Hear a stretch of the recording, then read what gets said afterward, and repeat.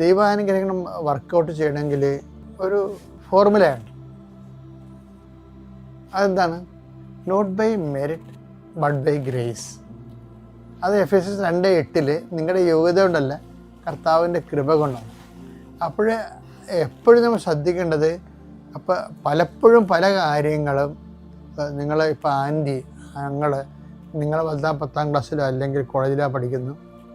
അപ്പോൾ നിങ്ങളെ കാണുമ്പോൾ പറയാം, നിങ്ങൾ പഠിച്ചു വാ, മാം പഠിച്ചു വാ.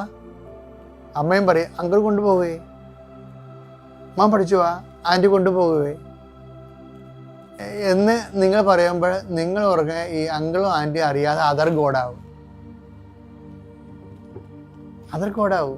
അപ്പം നിങ്ങൾ അവരോട് ഇപ്പം അങ്കിളും ആൻറ്റിയും വിരുന്നിന് വല്ല ഫോറിൻ രാജ്യങ്ങളിലൊക്കെ വീട്ടിൽ വിരുന്ന് വരുമ്പോൾ ചിലപ്പോൾ അന്ന് കുടുംബ പ്രാർത്ഥന പോലും ഉണ്ടാകത്തില്ല. അവരെ സന്തോഷിപ്പിക്കാൻ വേണ്ടി നിങ്ങളെ പാചക വിധികളും കുഞ്ഞുങ്ങളെ കൊണ്ടുപോകേണ്ടവരല്ലേ, പോയി രക്ഷപ്പെടുത്തേണ്ടവരല്ലേ എന്ന് വിചാരിച്ചുകൊണ്ട് വേണമെങ്കിൽ ഞായറാഴ്ച കുർബാനയും പോകും. ഇവരെല്ലാം നമ്മൾ അറിയാതെ ഒരു അതർ ഗോഡായിട്ട് ഡെവലപ്പ് ചെയ്ത് വരും.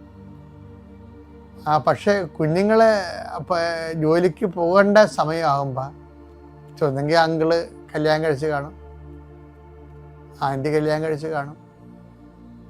അങ്ങനെ വരുമ്പോൾ അവർക്ക് നിങ്ങളെ പറഞ്ഞ പോലെ സഹായിക്കാൻ പറ്റുമെന്ന് വരുന്നില്ല.